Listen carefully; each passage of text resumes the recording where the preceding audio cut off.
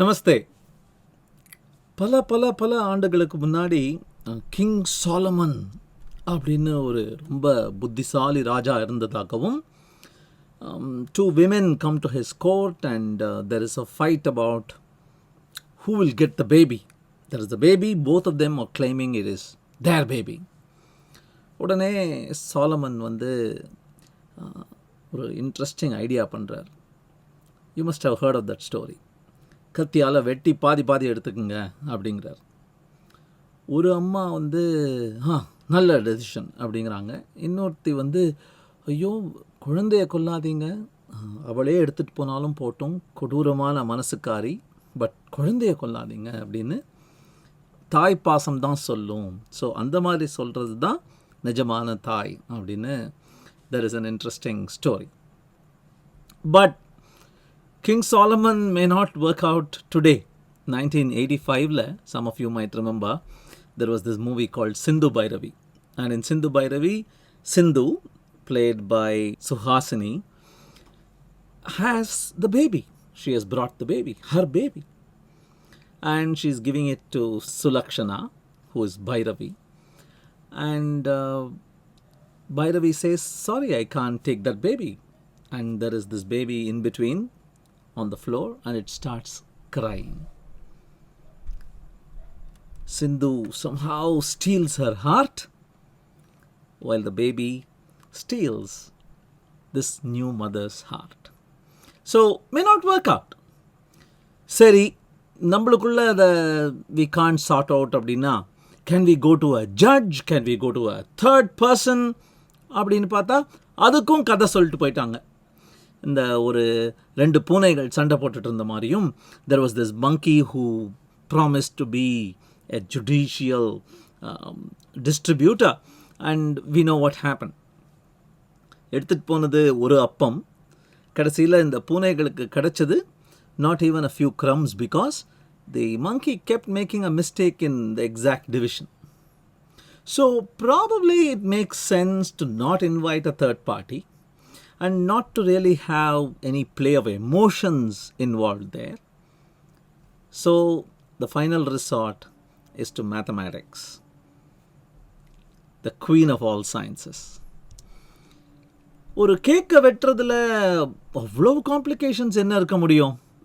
கேக்கை ரெண்டாக வெட்டணும், வெட்டி கொடுக்க போகிறோம், பீஸ் பீஸாக தள்ளணும், அவ்வளோதானே. What can there be as a complication? Think again, because if you let two people fight about a cake, it could be that the person cutting the cake can cut a little more for themselves. சந்தோஷமாக இருக்கான் பாருங்க குட்டி பையன். And the guy who gets the smaller slice may be unhappy. So how do we resolve this? பல பல பல நூறு ஆண்டுகளுக்கு முன்னாடி, in a biblical story, this exact thing happens. So there is Abraham and there is a person by name Lot, and they have a lot of land. They want to divide so that they can prosper, their flock can grow. So Abraham trusts Lot and says, I have divided them into two halves according to my knowledge, to the best of my ability, but I will let you choose.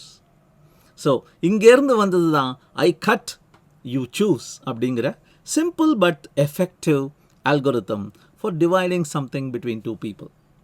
So ஏப்ரஹாம்ங்கிறவர் Canaan அப்படிங்கிற இடத்தையும், லாட்டுங்கிறவர் Jordan அப்படிங்கிற நிலத்தையும் எடுத்துக்கிட்டு அவங்க குடும்பம் வளர்ந்தது அப்படின்னு சொல்கிறாங்க. Fine. So I cut, you choose. Is that all? Then how do you explain this many books?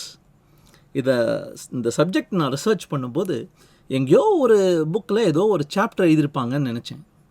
பார்த்தா there is a cake cutting algorithm, there is a fair division, there is a how to cut a cake book, there is a mathematical muffin morsels book.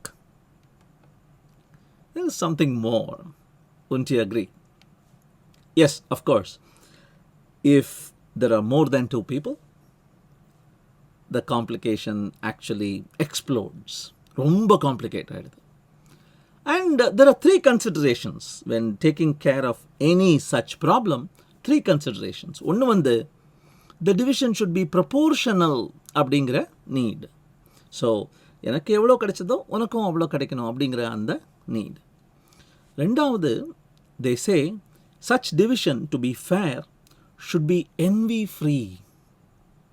அதாவது நான் வந்து எனக்கு இந்த slice உனக்கு அந்த ஸ்லைஸ்னு பிரித்து எடுத்துட்டோம், பட் அதுக்கப்புறம் உனக்கு அவ்வளோ பெருசாக இருக்கே, எந்த இவ்வளோ சின்னதாக இருக்கே அப்படிங்கிற அந்த envy வரக்கூடாது.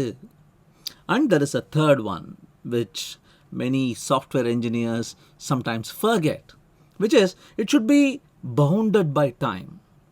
குறிப்பிட்ட நேரத்திற்குள் இதை முடித்துவிட முடியும் அப்படின்னு உன்னால் கான்ஃபிடென்ட்டாக ப்ரெடிக்ட் பண்ண முடியணும். It can be going on forever. For example 2 நாளைக்கு முன்னாடி நம்ம ஒரு குட்டி ப்ராப்ளம் பார்த்தோம், அன்ஃபேர் காயினை ஃபேர் ஆக்கிறது அப்படின்னு. ஹெட்டு டெயில் வந்ததுன்னா திருப்பி பண்ணு அப்படின்னு சிம்பிளாக சொல்லிட்டு போயிட்டேன்லாம். பட் ஹெட் டெயிலே வந்துட்டு இருந்ததுன்னா it is an unbounded problem. I can never make the unfair coin fair. So இந்த மாதிரி காம்ப்ளிகேஷன்ஸ் எல்லாம் எப்படி கையாள்வது, how do we overcome them அப்படிங்கிறதுனால தான் they are book worthy. The problems that we talk about regarding cake cutting, they are book worthy.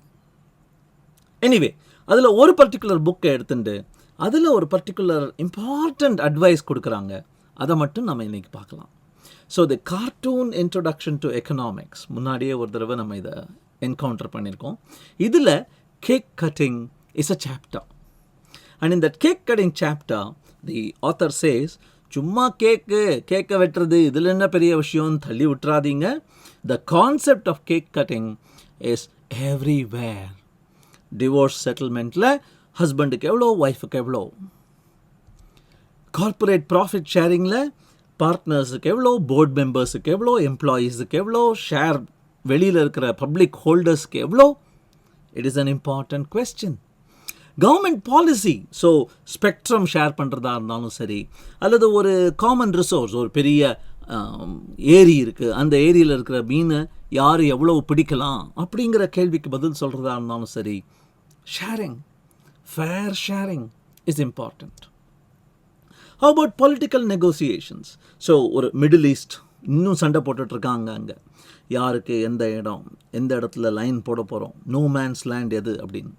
அங்கேயும் the concept of cake cutting is relevant அப்படிங்கிறாங்க. அதில் ஒரு கொஸ்டின் கேட்குறாங்க அந்த புஸ்தகத்தில். சரிப்பா, ஐ கட் யூ சூஸ் அப்படின்னு அழகாக சொல்லிட்டேன், but should I cut or should I choose? Cut பண்ணுறவன் சூஸ் பண்ண வேணாம் அப்படிங்கிறது ரொம்ப பவர்ஃபுல் இன்ட்ரெஸ்டிங் ட்விஸ்ட். ஸோ கரெக்டாக தான் கட் பண்ணுவோம். ஏன்னா நம்ம கொஞ்சம் நம்மளுக்கு ஜாஸ்தியாக கட் பண்ணிட்டோம்னா the other guy can come and take this away, நம்மளுக்கு leaving behind the smaller slice for us. Fine, but is it better to be the cutter or the chooser? Interesting question. And why is it interesting and important அப்படின்னு பார்த்தா, a cake isn't just a featureless, dumb, brown piece lying on a plate. A cake can be like this. And you might hate gems. So, இதை நான் பாதியாக வெட்டினேன்னா gems இருக்கிற portion உனக்கு வேணான்னு கூட நீ ஆசைப்படலாம். அண்ட் எனக்கு நீ சின்ன பீஸ் கொடுத்தாலும் சரி பரவாயில்ல, பட் ஜெம்ஸ் கொடுத்துடாதன்னு கூட நீ நினைக்கலாம். Or you might be a race car fan. And if a race car is positioned on top of that beautiful cake, ஒரு ரோடு மாதிரி போட்டு அந்த ரோடில் race car made of chocolate candy and cake அங்கே உட்காண்ட்ருக்குன்னா எனக்கு நீ வேறு எதுவும் தராதா, இந்த ரேஸ் கார் மட்டும் தா அப்படின்னு கேட்கலாமா இருக்கலாம். So who should be the cutter, who should be the chooser? And for this, there is some beautiful advice in that book. The advice is, first piece, if you know a lot about the other person, you should try to be the cutter. அந்த ஆளுக்கு எது பிடிக்கும், அந்த ஆளுக்கு எது பிடிக்காதுன்னு உனக்கு தெரிஞ்சதுன்னா நீ கட் பண்ணால் உனக்கு advantage. Second piece of advice, if you don't know much about the other person, you're probably better off being the chooser, especially if they don't know much about you. உனக்கு அவங்கள பற்றியும் தெரியாமல் அவங்களுக்கு உன்னை பற்றியும் தெரியாமல் இருந்ததுன்னா நீ சூஸராக இருக்கிறதே நல்லது. அவங்களே வெட்டி கொடுக்கட்டும். Information is wealth. எங்கேயோ கேட்ட மாதிரி இருக்குல்ல? என்ன மாதிரியே இருக்கார்ல இந்த ஆள். ஞாபகம் இருக்கா? பாய்ஸ் படத்தில் செந்தில் வந்து இன்ஃபர்மேஷன் இஸ் வெல்த் அப்படிங்கிற பாயிண்ட்டை பற்றி ரொம்ப அழகான எக்ஸாம்பிள்ஸோடு சொல்லுவார். Why is he able to sit around almost doing nothing while everybody else is working, and he knows what time, what is available where, and gets it done so smoothly? Simply because he has got a database. Information is wealth. இந்த information is வெல்த்லேருந்து வர்ற concept தான் asymmetric knowledge அப்படின்னு ஒரு அழகான concept. அதை பற்றி இன்னொரு 24 ஹவர்ஸில் பார்க்கலாம். தேங்க்யூ.